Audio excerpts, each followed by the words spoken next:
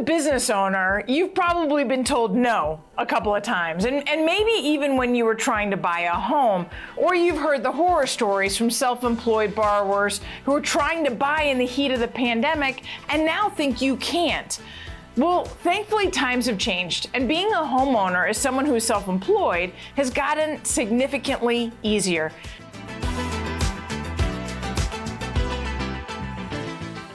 As you likely know, there are a lot of pros and cons to being your own boss. Unfortunately, for most, particularly those just starting out, navigating the financial nuances can be tricky. So let's take a look at how self-employed borrowers get to become homeowners. I want to do a quick flashback to the COVID period. Now, we know that it affected businesses differently. So we had to document and prove that those self-employed borrowers were still actively employed, meaning your business was still profitable, it was still operational, you still had clients or services. So that made it harder during 2020 and 2021, where we had to acquire additional documentation to prove your business operating. Well, now it's 2023 and it's gotten easier. So let's go over what has changed and how being self-employed differs from being W-2. So let's start there. As a W-2 employee, a traditional employee, really all we need is your paycheck and your W-2. It's quite simple because as a W-2 employee, I don't have any expenses. I can work through the business. As a self-employed borrower, however, I run a lot of expenses through my business on my tax returns. I mean, that can be good and bad, right? I mean, you could write off too much, but it can be fantastic to reduce your taxes.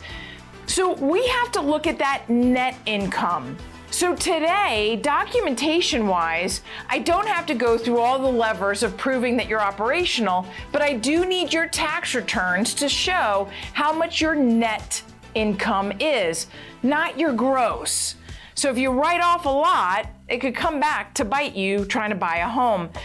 So we're going to typically look at 2 years tax returns. Maybe if you've been in business for a while, we could get away with looking at just one. We're also going to check the Secretary of State website to make sure that your business is still active. So double check that before you apply. When I'm looking at your net income, I'm going to use it as your qualifying income. So there might be strategies, especially as we walk into tax season, where you choose to write off maybe a little less to qualify for a little more. That's why it's so important that when you're looking to purchase a home, you're working close with a lender that not only knows how to read tax returns, but knows how to be strategic. So if you're self-employed, I hope this helped get a clear picture of the process that you might go through when buying a home. And if you have additional questions, please do not hesitate to give my team a call. We have helped hundreds of people who are self-employed become homeowners, and we'd be honored to go to work for you.